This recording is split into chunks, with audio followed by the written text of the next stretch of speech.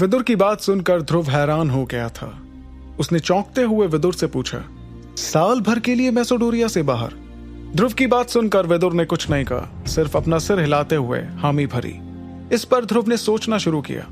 वो जानता था कि विदुर किसी खास वजह से ही ऐसा कह रहे थे और ध्रुव तो सिर्फ अपनी शक्तियां बढ़ाना चाह रहा था।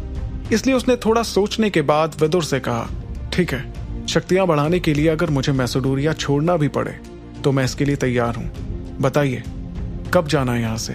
ये सुनकर विदुर ने मुस्कुराते हुए कहा, हमें 2 महीने और इंतजार करना चाहिए।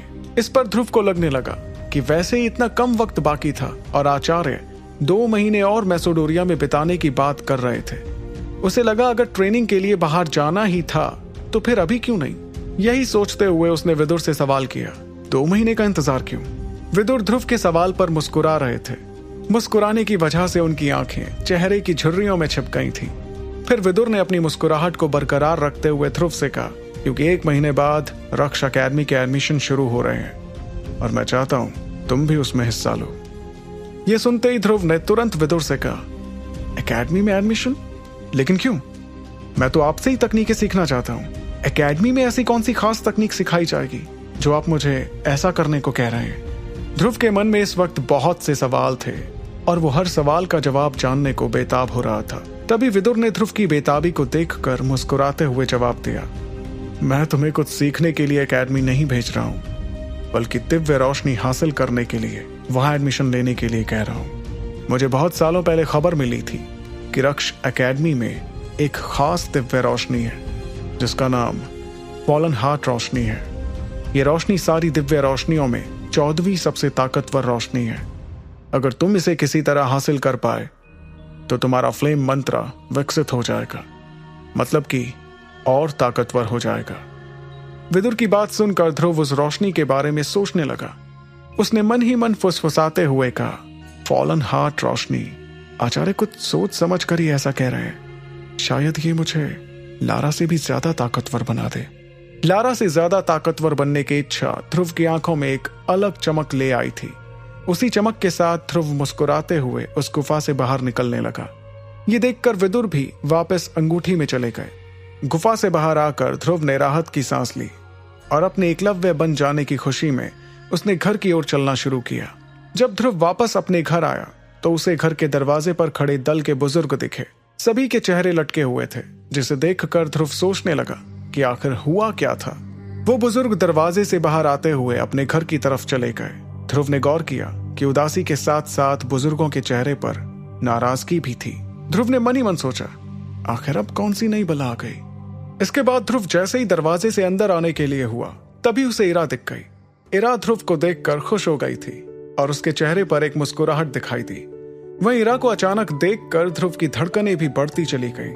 उसे विदुर का सवाल याद आया, जिससे उसका चेहरा शर्म से लाल होने लगा। तभी अपना चेहरा छुपाने के लिए ध्रुव आसमान की ओर देखने लगा।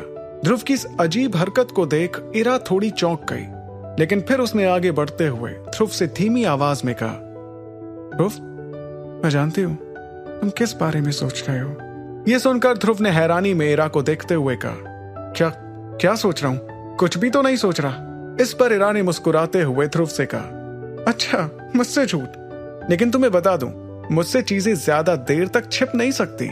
ध्रुव ये सुनकर थोड़ी परेशानी में आ गया था। उसे लगा कहीं इरा को विदुर के सवाल के बारे में तो नहीं पता चल गया था, लेकिन ये बात उसे कैसे पता चली?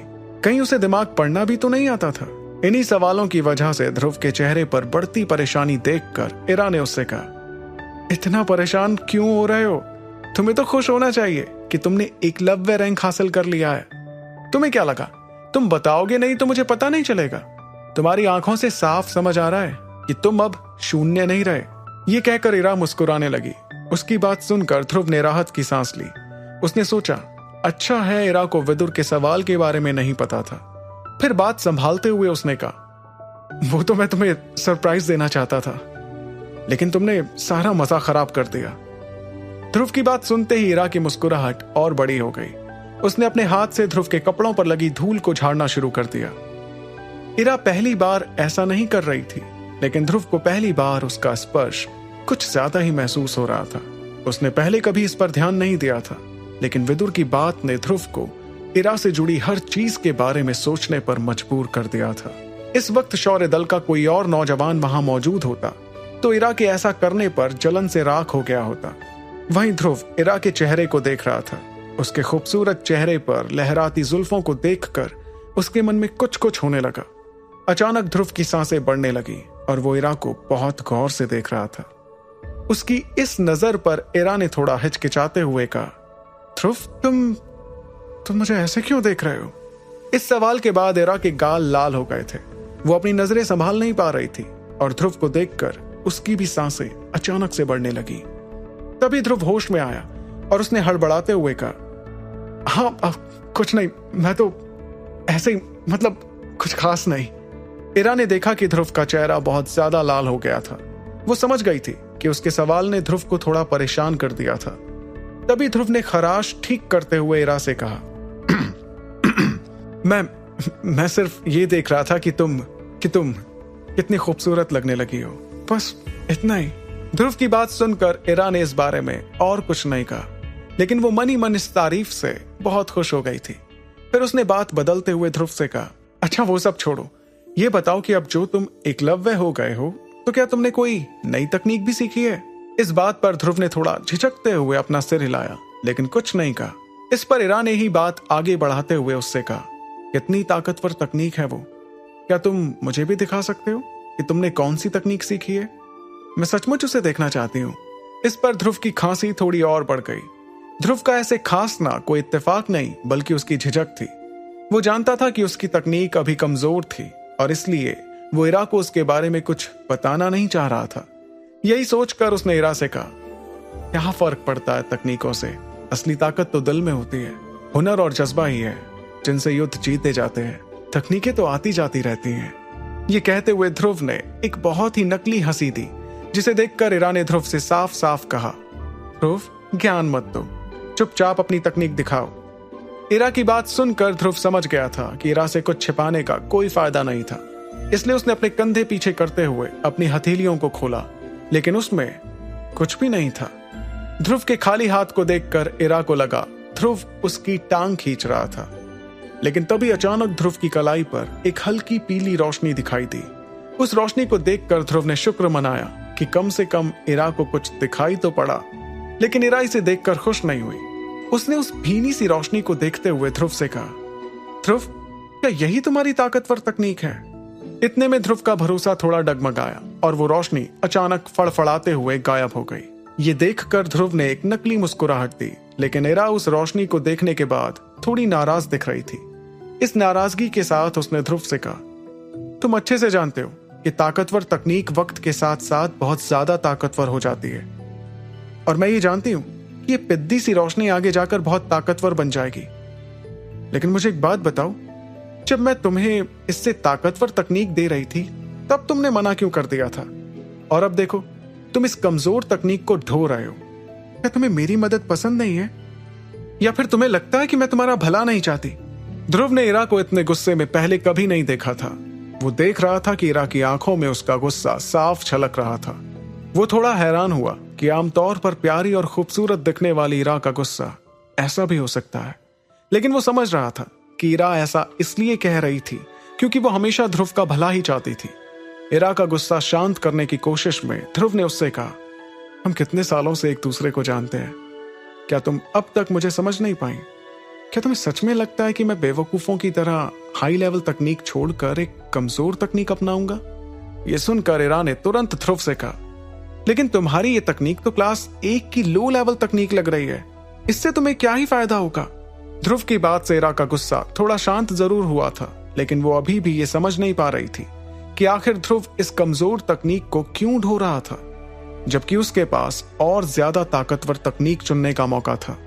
इरा के चेहरे पर परेशानी देखकर ध्रुव ने उसे बताया, जिस तरह एक किताब को देखकर उसमें छिपे ज्ञान का पता नहीं लगाया जा सकता, उसी तरह इस तकनीक की ताकत तुम्हें आज भले ना समझ आए, लेकिन एक दिन तुम इसे जरूर समझोगी। मैंने ये फैसला बहुत सोच समझ कर ही लिया है। इरा ने देखा कि ध्रुव के चेहरे पर यह कहते हुए एक मुस्कुराहट आ गई थी। इससे इरा का दिमाग थोड़ा ठंडा हुआ और उसने ध्रुव से पूछा, सच में? इस बात के जवाब में ध्रुव ने मजाकिया अंदाज में कहा, और नहीं तो क्या, मैं तुमसे क्यों झूठ बोलूंगा? ये कहकर ध्रुव ने इरा का ध्यान भटकाने की कोशिश करते हुए आगे कहा, लेकिन फिलहाल को तो तुम ये सब छोड़ो और मुझे ये बताओ कि दल के बुजुर्ग इतने खिसियाए हुए क्यों दिख रहे थे? कोई बुरी खबर है क्या? इस पर इरा ने ध्रुव को जवाब देते हुए कहा, कह सकते हो। आमिश दल ना जाने कहां से एक हकीम को पकड़ लाया है और उस हकीम ने उनके लिए स्प्रिंग पाउडर नाम की एक दवाई बनाई है जो आमिश दल अपने बाजार में बेच रहा है। ये दवाई बहुत सस्ती है लेकिन फिर भी असरदार है। इस दवाई ने मैसेडोरिया में तहलका मचा दिया है और योद्धा इसे बहुत पसंद कर रहे हैं। इस वजह से शौर्य दल के बाजार खाली होने लगे हैं क्योंकि सभी व्यापारी आमिश दल के बाजार में जाने लगे हैं। वैसे इस दवाई को बाजार में आए हुए कुछ ही दिन हुए हैं, लेकिन इस दवाई ने शौर्य दल का बहुत घाटा कर दिया है ध्रुव। खजाने में पैसे ही नहीं जुड़ पा रहे, जिस वजह से अरेंद्र अंकल भी आजकल बहुत परेशान चल रहे हैं। ये सुनकर ध्रुव समझ गया कि बाजार से होते घाटे की वजह से बुजुर्गों का मुंह उतरा हुआ था। उसने इरा की बात सुनकर अपना सिर हिलाया और फिर मनी मन सोचा, आखिर कौन है यह हकीम और आमिश दल इसे समझ क्या रहा है? क्योंकि इतना तो मैं जानता हूं कि यह हकीम आचार्य विदुर के सामने कुछ भी नहीं होगा। तभी ध्रुव ने वहां से निकलने का बहाना ढूंढा और इरा से कहा कि वो थोड़ी देर में वापस आ जाएगा। इरा ने पहले उसे मना किया, फिर ध्रुव के समझाने पर मान गई। उसके बाद ध्रुव चुपके से वहां से सीधे आमिश दल के बाजार की ओर गया।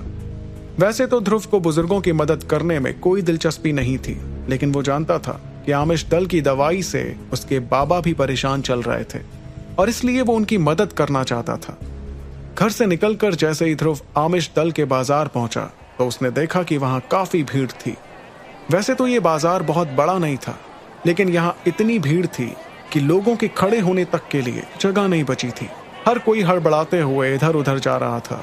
कुछ हट्टे कट्टे लोग दूसरों को पीछे धकेलते हुए आगे बढ़ रहे थे।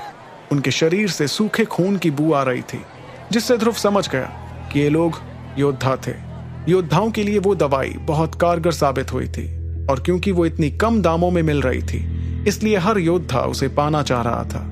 ध्रुव ने देखा कि एक योद्धा अपने हाथ में लकड़ी का बक्सा लिए सभी को ढकेलता हुआ बाजार से बाहर जा रहा था। उसके चेहरे की खुशी देखकर ध्रुव ने सोचा, शायद ये आदमी स्प्रिंग पाउडर ले जा रहा है। ये सोचकर ध्रुव थोड़ा आगे बढ़ा और उसे बहुत सी छोटी दुकानें दिखी जहां बहुत भीड़ लगी हुई थी। उन्हीं दुकानों में से एक में ध्रुव गया और मुश्किल से जगह बनाकर वो काउंटर के पास पहुंचा।